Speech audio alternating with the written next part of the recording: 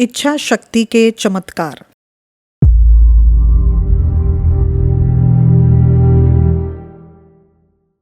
मनुष्य की आंतरिक शक्तियों में इच्छा शक्ति का बड़ा महत्व है।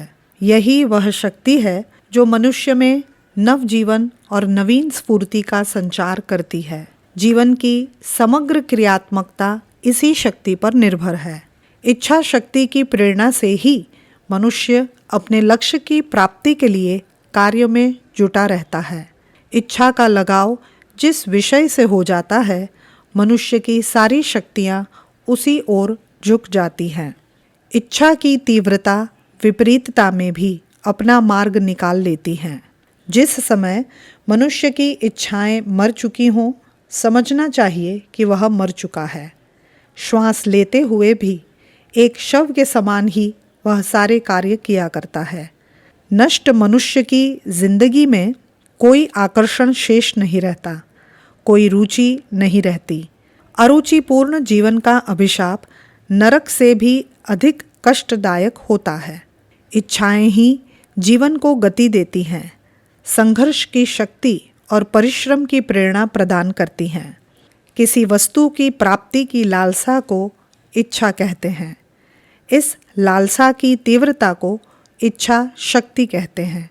किसी वस्तु के अभाव में जो एक वेदनापूर्ण अनुभूति होती है, वही इच्छा की तीव्रता है, जिसकी न्यूनाधिकता के अनुपात से ही इच्छा में शक्ति का संपादन होता है। मनुष्यों की इच्छा अनेकों प्रकार की हो सकती है। वे अच्छी और बुरी दोनों प्रकार की हो सकती हैं। मनुष्य की इच्छाएं उसके आंतरिक अवस्था की द्योतक है। जिस मनुष्य की इच्छाएं स्वार्थपूर्ण है, वह अच्छा आदमी नहीं। उसकी इच्छाओं में सात्विक शक्ति नहीं होती, जिसके बल पर बड़ी से बड़ी उपलब्धि प्राप्त की जा सकती है। अन्याय एवं अनीतिपूर्ण इच्छाएं रखने वाला भले ही किसी संयोग, युक्ति अथवा परिस्थितियों का लाभ उठाकर अपना स्वार्थ सिद्ध कर ले, तब भी यह न मानना चाहिए कि इसने इच्छा शक्ति के बल पर अपनी वांछा को पूर्ण कर लिया है, या यूँ कहना चाहिए कि यह उसकी इच्छा शक्ति की तीव्रता है जिससे यह अपने लक्ष्य में सफल हो सका है। सफल होने के लिए अनीतिपूर्ण योजनाएं भी सफल होती रही हैं। इतिहास में ऐसे अनेकों अत्याचारियों, अन्यायियों एवं बर्बरों के उदाहरण पाए जाते हैं, जिन्होंने अपनी अन्यायपूर्ण इच्छाओं को पूरा कर लिया है, साम्राज्य स्थापित किए हैं और विजय भी प्राप्त की है। कहा जा सकता है कि यह उन अत्याचारियों की इच्छा शक्ति का परिणाम है कि वे ऐसी ऐसी विकट विजयों को प्राप्त कर सके हैं। किंतु यदि वास्तव में तात्विक दृष्टि से देखा जाए तो पता चलेगा कि वे विजय अत्याचारियों की तीव्र इच्छा शक्ति का फल नहीं था, बल्कि विजितों की निर्बल इच्छा शक्ति का परिणाम था। जब किसी एक वर्ग की विजय इच्छा नष्ट हो जाती है, तभी आक्रामक की अनीतिपूर्ण होने पर भी विजय वांछा पूर्ण हो जाती है। अन्यायी की इच्छाओं में स्वयं अपनी कोई इच्छा नहीं होती, वे वास्तव में अहंकार द्वारा ही प्रेरित हैं। यदि अन्यायी के अहंकार का हरण कर लिया जाए, उसे ध्वस्त कर दिया जाए, तो यह विश्व का सबसे निर्बल और निरीह प्राणी हो जाता है। यही कारण है कि अहंकार का उन्माद उतरते ही उसकी सारी शक्तियाँ ठीक उसी प्रकार समाप्त हो जाती है, जिस प्रकार नशे की उत्तेजना उतरते ही कोई मद्यप मुर्दे की तरह निर्जीव हो जाता है। उसका सारा जोश, खरोश, वेग, आवेग आदि आंदोलन, पूर्ण क्रियाएं खत्म हो जाती हैं और वह एक एक साधारण से साधारण व्यक्ति के हाथ फूर्त की मौत मारा जाता है। अनीतिपूर्ण इच्छाओं में कोई स्थायित्व नहीं होता। वे बरसाती नदी की भांति उफनती हैं और शीघ्र ही ठंडी पड़ जाती हैं। अन्यायी इच्छाओं से अभिभूत होता है, उनसे उत्तेजित होता है, उसे पूरी करने के लिए व्याकुल रहता है और उनके वेग में एक शक्ति भी अनुभव करता है, किंतु फिर भी अहंकार का लाख आवरण डालने पर भी वह इस विचार से मुक्त नहीं हो पाता कि उसकी इच्छाएं अनुचित हैं। वह स्वयं अपनी दृष्टि में अपराधी बना रहता है और बाहर अन्यों से भी भयभीत रहता है। यही कारण है कि उसकी इच्छाओं में न तो कोई शक्ति रहती है और न वे जीवन लक्ष्य बनकर स्थायित्व प्राप्त कर पाती है। प्रतिकूल परिस्थिति आने पर वह इच्छाओं को छोड़ देता है, उनमें परिवर्तन कर लेता है और कभी कभी तो उनकी भयंकरता से वह जीवन के रण क्षेत्र से ही भाग खड़ा होता है।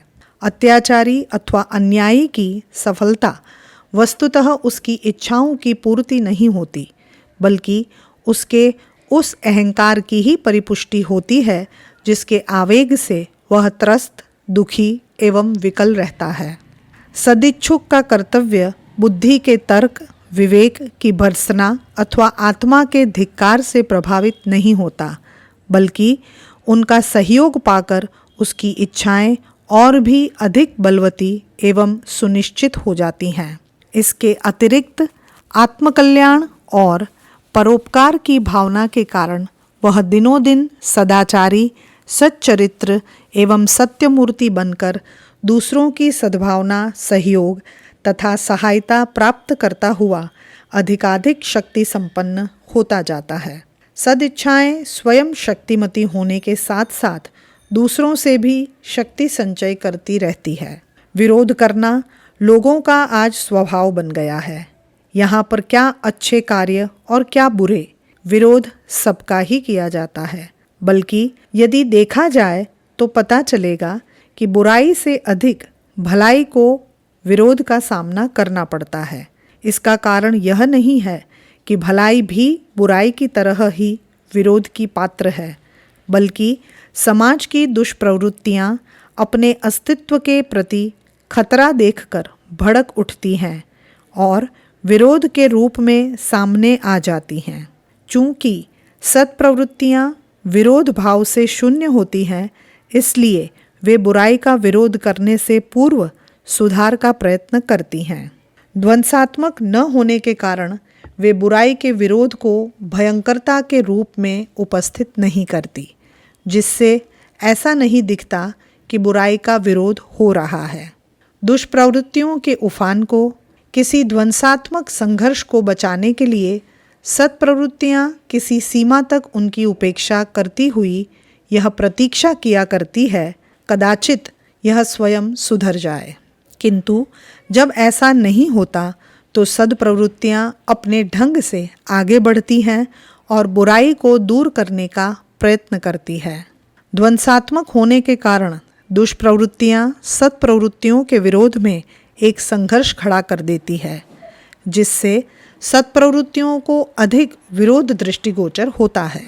इसके विपरीत सत्प्रवृत्तियों द्वारा संघर्ष के स्थान पर सुधार का प्रयत्न करने के कारण बुराई का विरोध होते नहीं दिखता, जबकि सत्प्रवृत्तियों का विरोध अधिक फलदायक तथा स्थायी होता है।